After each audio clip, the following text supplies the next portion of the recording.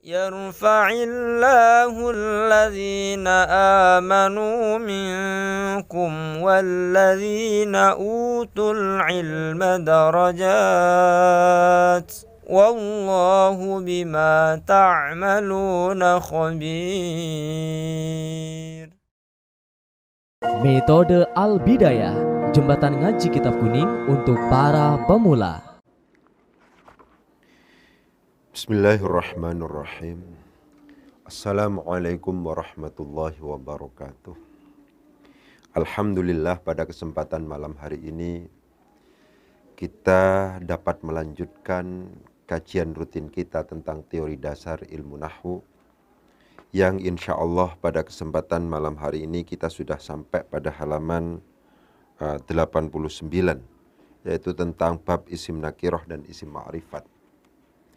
Akan tetapi sebelum lebih jauh membahas tentang masalah ini, marilah kita terlebih dahulu membaca Al-Fatihah bersama-sama dengan sebuah harapan agar Allah memberikan kemudahan dan kelancaran pada kita semuanya. Al-Fatihah. A'udzubillahi minasyaitonir rajim. Bismillahirrahmanirrahim. Alhamdulillahirabbil alamin arrahmanir rahim. Maliki yaumiddin. Iyyaka na'budu wa iyyaka nasta'in. Ihdinas siratal mustaqim. Suratul ladzina an'amta 'alaihim ghairil maghdubi 'alaihim waladdallin. Rabbighfir amin. Sebelumnya saya kepingin menegaskan tentang filosofi, fungsi dan signifikansi dari nakirah ma'rifat.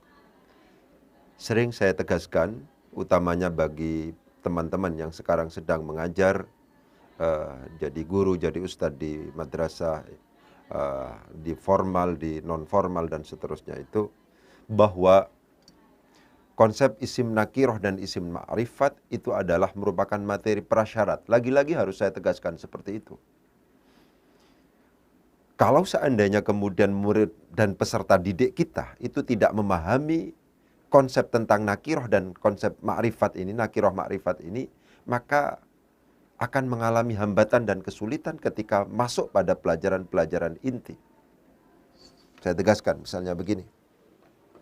Ya, ini kita akan membahas tentang pembagian isim menjadi nakirah dan ma'rifah. Gitu.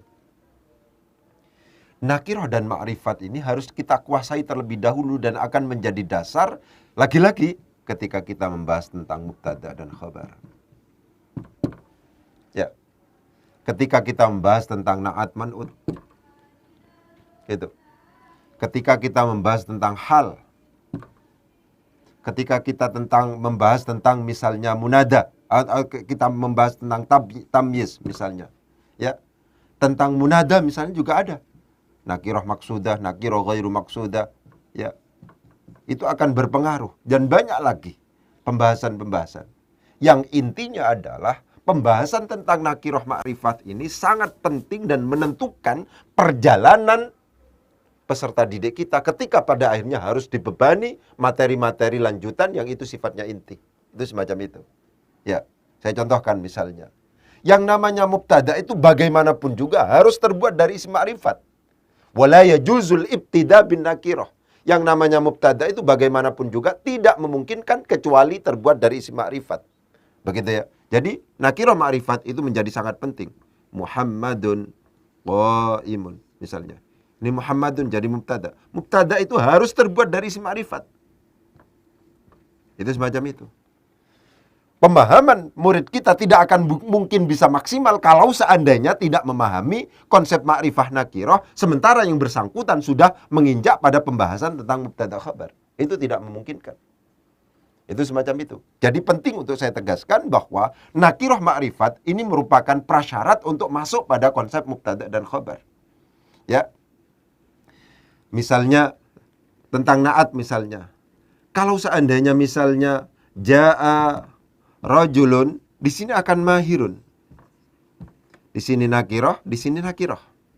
Kalau seandainya ja'a ar-rajulu, maka di sini akan al-mahiru. Di sini ma'rifat, di sini ma'rifat. Jadi jelas sekali bahwa konsep tentang nakirah ma'rifat ini menjadi prasyarat untuk banyak materi. Apakah itu mubtada khabar, apakah itu na'at, apakah itu hal, apakah itu tamyiz, apakah itu munada, dan seterusnya.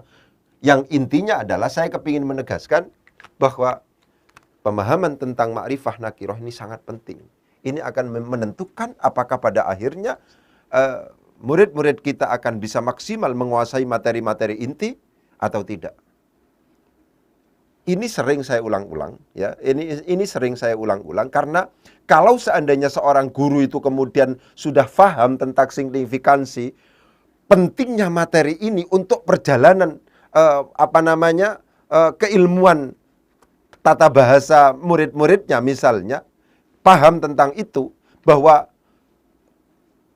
pemikiran atau penguasaan dari teman-teman peserta didik kita itu akan bermasalah misalnya ketika tidak memahami tentang ini, pemahaman semacam itu, kesadaran semacam itu pada akhirnya akan menjadikan guru kita itu akan all out ketika harus melanjutkan karena ini ketika menjelaskan tentang ini, karena ini memang merupakan materi prasyarat. Itu semacam itu. Ya. Ya. Ini.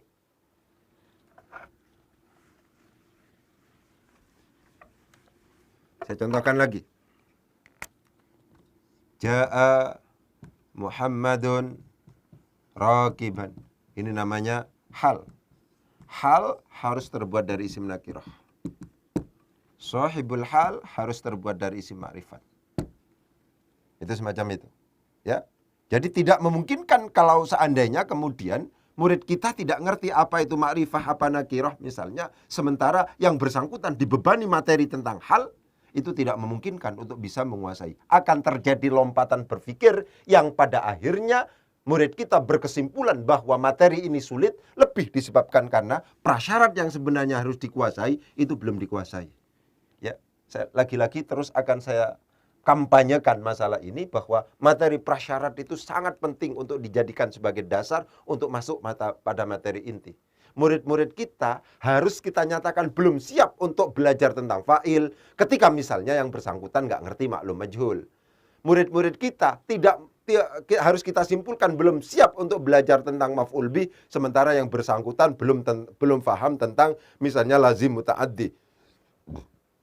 Murid-murid kita tidak siap untuk belajar tentang mubtada khabar sementara yang bersangkutan itu misalnya tidak kurang menguasai konsep tentang misalnya nakirah ma'rifah, tentang seperti yang kemarin isim mufrad tathniyah jamak dan seterusnya. Ya. Murid-murid kita tidak siap belajar tentang na'at, tentang hal, tentang tamyiz, tentang munada dan seterusnya kalau seandainya yang bersangkutan belum memahami tentang ma'rifah nakirah. Ini kesadaran yang menurut saya penting untuk kemudian selalu ditegaskan karena ini pada akhirnya akan berdampak serius pada aspek psikologis, aspek kejiwaan dari murid-murid kita. Apakah murid kita akan berkesimpulan bahwa materi ini sulit untuk ditundukkan atau mudah untuk kemudian dikuasai? Itu semacam itu, ya. Jadi intinya yang namanya materi tentang nakirah ma'rifah itu sangat penting untuk kemudian dijadikan sebagai dasar dan merupakan materi prasyarat untuk belajar tentang mubtada khabar, untuk belajar tentang na'at man'ud, untuk belajar tentang hal, untuk belajar tentang tamyiz, untuk belajar tentang munada. Itu semacam itu. Kita contohkan misalnya tentang tamyiz misalnya. Ya.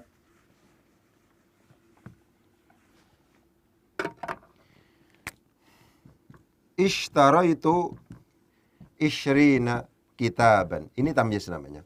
Tamyiz itu harus terbuat dari isim nakirah. Ini tamyiz namanya. Kitaban ini. Tamyiz itu terbuat dari isim nakirah. Murid kita akan bermasalah ketika kemudian belajar tentang tamyiz sementara yang bersangkutan tidak paham apa itu isim nakirah. Karena tamyiz itu persyaratannya harus terbuat dari isim nakirah. Ya. Jadi penting untuk kemudian saya tegaskan mengenai ini. Ya. Selanjutnya, apa sih isim nakirah itu? Apa sih isim ma'rifat itu? Itu semacam itu. Secara sederhana bisa kita simpulkan atau kita jelaskan bahwa isim nakirah itu adalah isim yang pengertiannya belum jelas. Isim yang pengertiannya masih bersifat umum. Tidak dipahami batasan-batasannya. Itu adalah ya isim nakirah. Jadi sifatnya masih umum. Tidak tertentu. Kalau ini sifatnya sudah tertentu. Ya, sudah tertentu. Gitu. Gitu. Jadi isim nakirah itu isim sifatnya umum, kalau yang ma'rifah itu sudah jelas. Batasannya sudah tahu, sudah jelas, sudah tertentu. Saya contohkan misalnya. Tuh. Kalau seandainya saya mengatakan misalnya rojulun, ini masih umum, orang laki-laki. Ya. Tapi kalau seandainya saya tulis dengan ar-rojulu pakai al, di mana al itu merupakan alat untuk memakrifatkan isim nakiroh, akhirnya pengertiannya akan menjadi orang laki-laki itu. Ya. Jadi ini sifatnya umum, orang laki-laki begitu saja. Tapi kalau sudah ada alnya, orang laki-laki itu. Begitu. Baitun artinya sebuah rumah. Rumah yang mana? Nggak jelas. Sebuah rumah. Rumah yang mana? Nggak jelas. Tapi kalau al-baitu, akhirnya akan menjadi rumah itu. Begitu.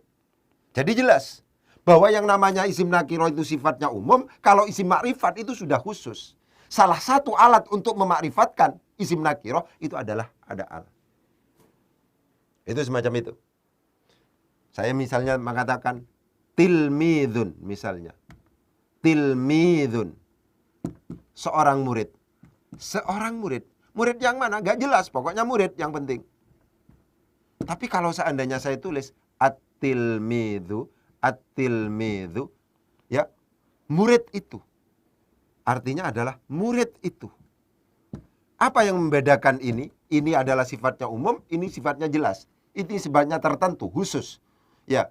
Kenapa kok kemudian ini bisa diterjemahkan umum dan khusus itu? Karena di sini ada alat untuk menentukan itu, yaitu al. Ya. Jadi saya ulangi lagi bahwa isim nakiroh itu isim yang sifat pengertiannya itu adalah umum. Kalau makrifat itu sudah jelas, sudah tertentu, sudah mengarah pada objek tertentu yang kita sudah paham batasan-batasannya. Itu adalah isim makrifat dan isim nakiroh. Ya. Jadi isim itu ada dua macam dari sisi ini, dari sisi kejelasan cakupannya, ya. Ada yang sifatnya nakiroh, ada yang sifatnya makrifah. Kalau nakiroh itu sifatnya umum, kalau makrifat itu sifatnya sudah tertentu, batasannya. Itu semacam itu. Ya.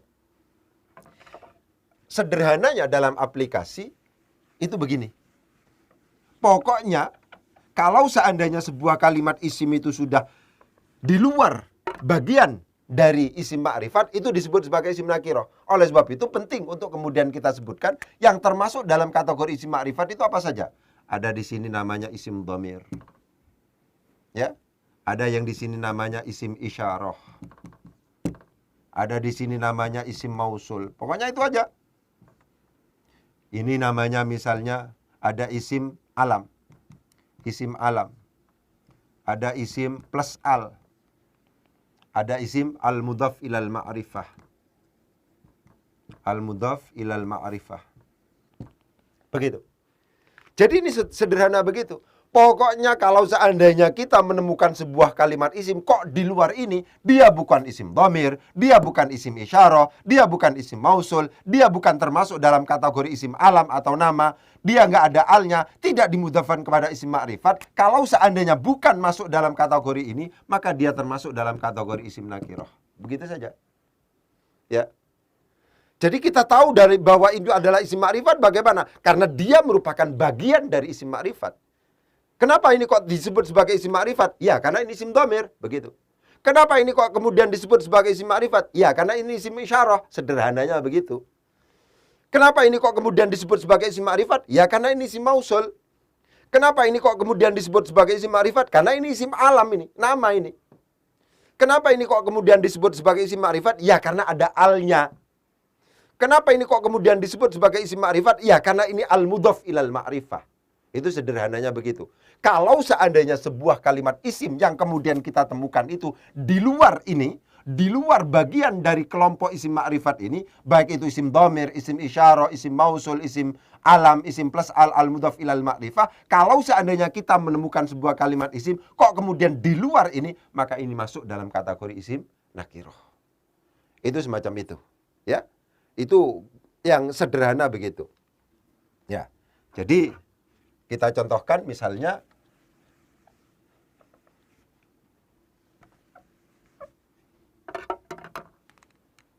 Kata-katanya adalah misalnya madrasatun. Isim nakirah atau isim ma'rifat? Ini termasuk dalam kategori isim nakirah. Kenapa kok disebut sebagai isim nakirah? Jawabannya seperti tadi. Karena madrasatun itu bukan isim dhamir, bukan isim isyarah, bukan isim mausul, ya bukan termasuk dalam kategori isim alam. Dia bukan termasuk ada alnya, nggak ada alnya di sini, dan tidak dimudhafkan kepada isim ma'rifat. Karena demikian maka ini disebut sebagai isim nakirah. Ya, saya contohkan misalnya. Ini nakirah apa ma'rifah ya? Kitabul Ustadzi. Oh, ini ma'rifat. Ini ma'rifat ini. Kenapa kok disebut sebagai isim ma'rifat Kitabul Ustadzi? Kitabul Ustadzi disebut sebagai isim ma'rifat karena dia dimudhafkan kepada isim ma'rifat. Ini namanya mudhaf. Ini namanya mudhafun ilaihi. Ternyata mudhaf ilaihnya ini terbuat dari isim ma'rifat karena di sini ada alnya. Begitu. Jadi apakah sebuah kalimat isim itu kemudian disebut sebagai isim ma'rifat atau isim nakirah? Itu jawaban sederhananya adalah dikembalikan kepada pembagian atau kelompok dari isim ma'rifat itu. Kalau seandainya termasuk dalam kelompok isim ma'rifat, maka dia disebut sebagai isim ma'rifat. Kalau di luar itu, maka disebut sebagai isim nakirah. Ya. Ya. Saya katakan misalnya, man ustadzuka. Man, siapa? Ustadzuka, gurumu. Sekarang saya tanya ini. Nakirah apa ma'rifat ini? Untuk menjawab man itu adalah apakah termasuk dalam kategori isim nakirah apa isim ma'rifat? Ya dilihat saja. Ini termasuk dalam kategori isim istifham. Sekarang kita lihat. Isim istifham itu termasuk di sini apa enggak? Misalnya. Oh, enggak termasuk dalam kategori ini. Isim istifham itu bukan isim dhamir, isim istifham itu bukan isim isyarah, isim istifham itu bukan isim mausul, isim istifham itu bukan isim alam, nggak ada alnya, bukan dimudhafkan kepada isim ma'rifat. Karena demikian dipastikan man di sini termasuk dalam kategori isim nakirah. Sekarang saya tanya, ustadzuka. Ustadzuka itu susunan idhofah. Ya, ini susunan idhofah terdiri dari ustadzu sebagai mudhaf dan ka ini mudhafnya, mudhaf, dan ka-nya sebagai mudhafun ilaihi. Ini mudhaf ilaih. Ya. Kaf di sini adalah termasuk dalam kategori isim dhamir. Begitu. Termasuk dalam kategori isim dhamir. Berarti ustadzuka itu termasuk dalam al-mudhaf ilal ma'rifah, dimudhafkan kepada isim ma'rifah. Karena demikian ustadzuka di sini adalah termasuk dalam kategori isim ma'rifat. Jadi cara berpikirnya sederhana seperti itu. Apakah kemudian sebuah kalimat isim yang sedang kita jumpai, apakah termasuk dalam kategori isim nakirah, apakah termasuk dalam kategori isim ma'rifat, tergantung apakah dia termasuk dalam kelompok isim ma'rifat atau tidak. Kalau seandainya tidak termasuk dalam kelompok isim ma'rifat, maka dia disebut sebagai isim nakirah. Kalau seandainya termasuk dalam kategori isim ma'rifah, ya isim ma'rifat. Ya, pengenalan sederhananya begitu. Ya. Ya, sekarang. Apa isim dhamir itu? Isim dhamir itu kata ganti. Kata ganti. Kata ganti. Isim isyarah itu apa? Kata petunjuk. Gitu ya. Kata petunjuk. Isim mausul itu apa? Ya kata sambung boleh lah. Kata sambung. Alladzi, alladzani, alladzina. Itu adalah kata sambung atau penghubung. Ya, kata penghubung. Penghubung atau sambung. Isim alam itu apa? Nama. Ya. Isim plus al yang ada alnya, ar-rajulu, al-madrasatu, alhamdu dan seterusnya. Plus al di sini. Al-mudhaf ilal ma'rifah adalah isim yang dimudhafkan kepada isim ma'rifat. Itu semacam itu. Jadi penting untuk kemudian ditegaskan, ya. Isim dhamir itu apa? Ya kata ganti.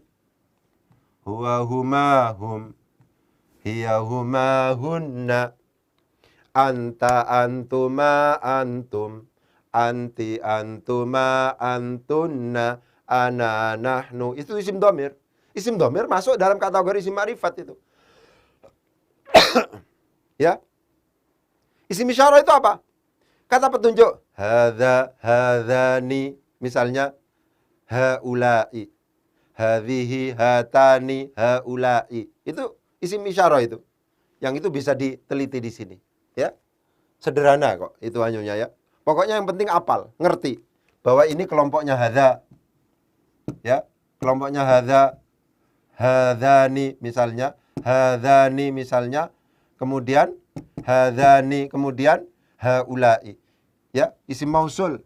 Ini kelompoknya alladzi, alladzi, alladzani atau alladzaini, alladzina. Gitu. Itu adalah isim mausul. Itu masuk isim isyarah semuanya. Isim mausul semua termasuk dalam kategori isim ma'rifat semuanya itu. Isim alam, ya nama orang, Muhammad, Hindun, Fatimatu, pokoknya nama. Nama bulan, misalnya Ramadan, nama apa saja, pokoknya nama. Nama negara, Makkah, Madinah, dan seterusnya, nama kota dan seterusnya itu. Ya, kalau ada alnya, ar-rajulu, at-tilmidhu, dan seterusnya. Itu termasuk dalam kategori isim ma'rifat semua. Al-mudhaf ilal ma'rifah, setiap kalimat isim dimudhafkan kepada isim ma'rifat. Saya tak agak sedikit diperjelas di sini. Al-mudhaf ilal ma'rifah. Ya, ini diperhatikan itu. Begitu.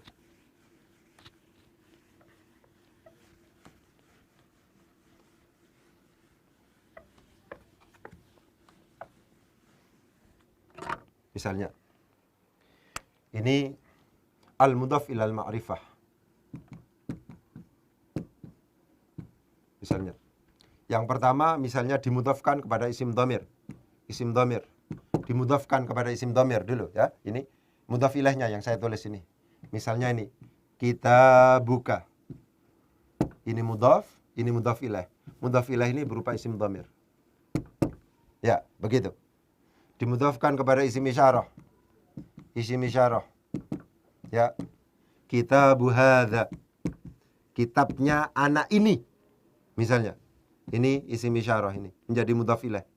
Isim isyarah. Ya. Ini dimudhafkan kepada isim mausul. Misalnya. Ya. Dimudhafkan kepada isim mausul. Misalnya. Kitabul ladzi. Nah, misalnya. Ini mudhaf. Ini mudhaf semua ini.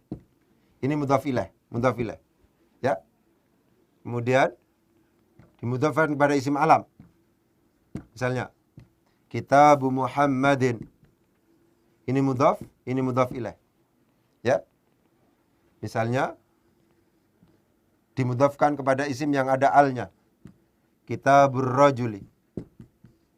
Misalnya, Kitabur rajuli. Jadi al-mudhaf ilal ma'rifah dimudhafkan kepada isim ma'rifat. Kitabu di sini awalnya itu bukan berupa isim ma'rifah. Karena di sini dimudhafkan kepada isim dhamir, maka kitabuka di sini menjadi isim ma'rifah.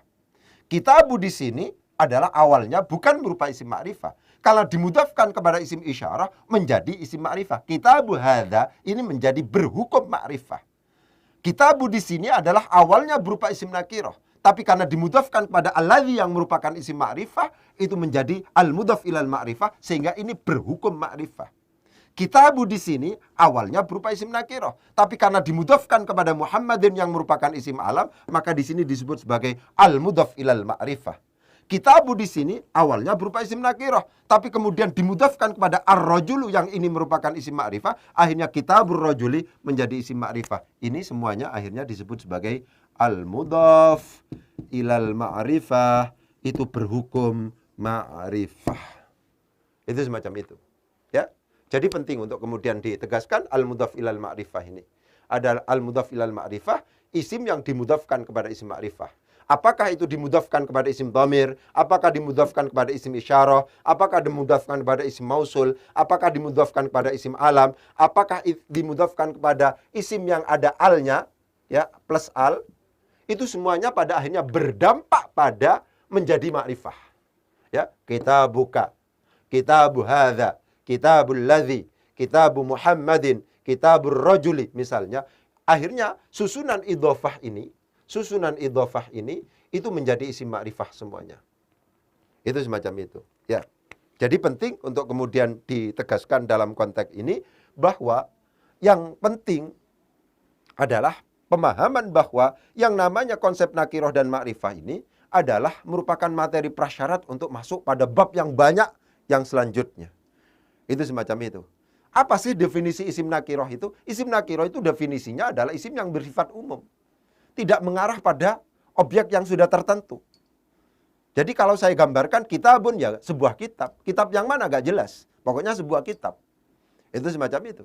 Kalau seandainya isim ma'rifat bagaimana? Itu menjadi tertentu. Objeknya sudah tertentu. Al-kitabu, kitab itu. Begitu. Baitun, rumah, sebuah rumah.